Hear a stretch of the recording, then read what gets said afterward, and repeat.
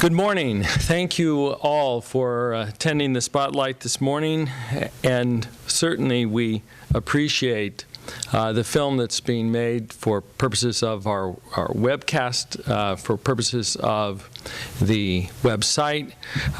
This will provide an avenue to present the tremendous speakers and patient advocate we have this morning to a much broader audience than the group that can convene this morning.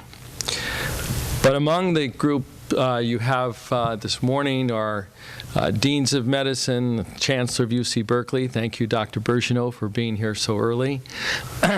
You have a number of great and dedicated patient advocates on this board.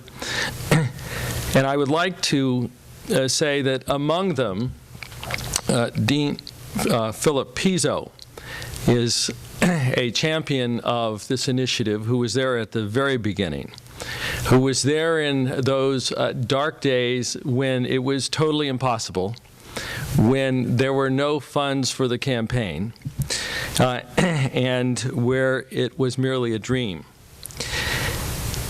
It is, as we visited last night, a period of dark days for this country as we walk through a financial crisis of unprecedented or nearly unprecedented proportions.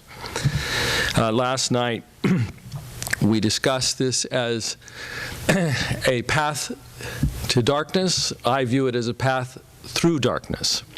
And today, we certainly have the path to hope that Dr. Pizzo referenced last night. Dr. Pizzo, before joining Stanford, was a physician-in-chief of Children's Hospital in Boston and the chair of the Department of Pediatrics at Harvard Medical School.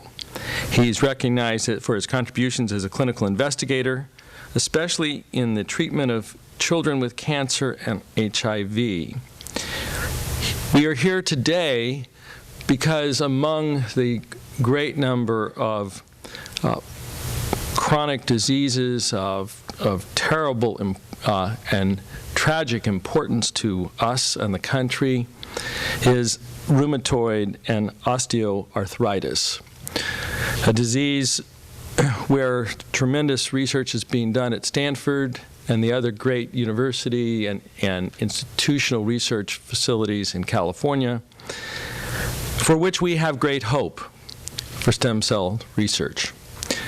With that, I'd like to ask Dr. Pizzo to do the introductions this morning.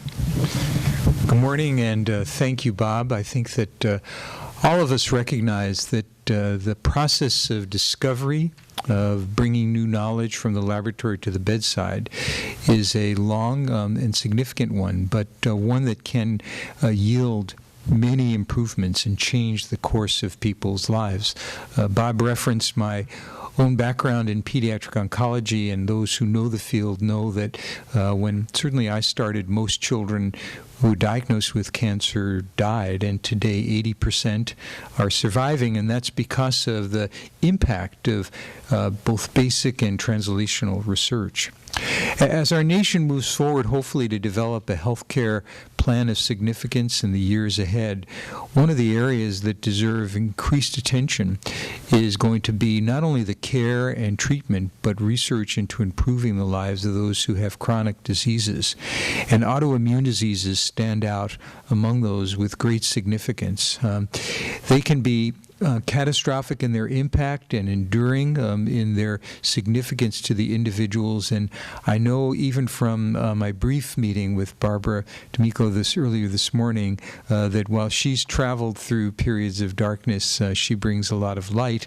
And I think that what that means to us is, for anyone who's been involved in clinical medicine, is having a face on a disease, having someone who speaks to and for it, who reminds us of its personal impact, really stimulates and drives us all to rise higher and to do more so that we can be helpful as colleagues and as collaborators in the route to improved health.